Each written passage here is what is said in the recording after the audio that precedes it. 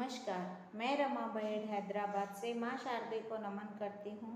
मंच को नमन करते हुए मुंशी प्रेमचंद जी की रचना मंदिर और मस्जिद कहानी सुनाने जा रही हूँ, जिसका केंद्रीय भाव यह है कि मंदिर जिस तरह भगवान का घर है, मस्जिद भी उसी तरह खुदा का घर है। दोनों को अपवित्र करने का अधिकार किसी को नहीं है। दोनों को आदर करना चाहिए, यही मानवता का धर्म है। चौधरी साहब कड़े के बड़े जागीरदार थे, कट्टर मुसलमान थे, फारसी और अरबी के विद्वान थे। साथ ही हिंदुओं के प्रति भी, उनके धर्म के प्रति भी उदार हृदय थे। गंगा जल का ही सेवन करते थे। दुर्गा पूजा हुआ करती थी उनके आंगन में। और जब कभी गांव में किसी भी व्यक्ति को विवाह के समय या किसी कार्यक्रम के समय बर्तनों की आवश्यकता होती, सामान की आवश्यकता होती, तो उनके यहाँ से उन्हें मिल जाया करता था। उनके पास एक नौकर था, चौधरी भजन सिंह, जो उनका वफादार नौकर था। चौधरी साहब उससे बहुत स्नेह करते थे, तो गांव के मुसलमान उनसे ईर्ष्या करते थे। उनका कहना था कि वो एक कट्टर मुसलमान होते हुए भी हिंदुओं का आदर करते हैं। उनके इस धर्म की उदारता के कारण वे लोग उनके खिलाफ हो गए थे और वे लोग हिंदुओं को नीचा दिखाना चाहते थे। एक बार जन्माष्टमी के समय मंदिर में पत्थर बरसाना उन लोगों ने शुरू कर दिया। शोरगुल सुनकर चौधरी साहब ने भजन सिंह को भेजा। भजन सिंह ने क्या किया, उनको ललकारते हुए मंदिर में घुस गया और लठ लेकर बदमाशों को पीटना शुरू कर दिया। कई लोग जख्मी हो गए, कई लोग डर कर भाग गए। लेकिन इस मारपीट में चौधरी साहब का इकलौता दामाद मारा गया।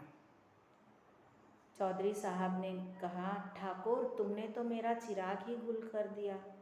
ठाकुर भी बहुत पछता रहा था। वह स्वयं को कानून के हवाले कर देना चाहता था। गांव वाले भी इसी पक्ष में थे।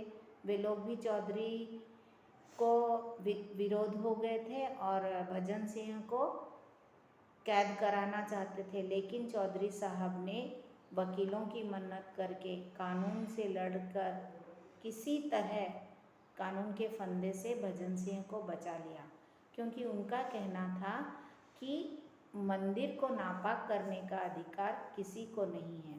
जिसने भी किया है उसे सज़ा मिलनी ही चाहिए। इस कारण उन्होंने भजन सिंह को माफ़ कर दिया। लेकिन एक बार भजन सिंह भी उन लोगों के बातों में आकर मस्जिद में को नापाक करने के इरादे से घुस गया और मारपीट करने लगा।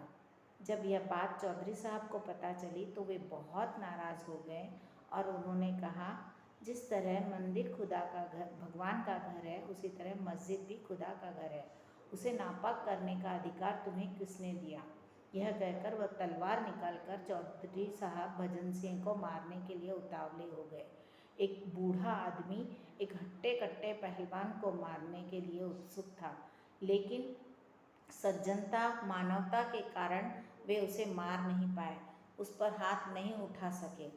भजन सिंह चौधरी साहब की इस आस्था को पहचान गया और वह समझ गया कि चौधरी साहब अपने इस वफादार सेवक को नहीं मार सकते।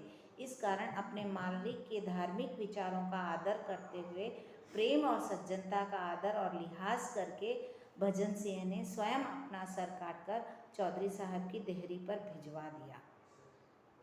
धन्यवाद।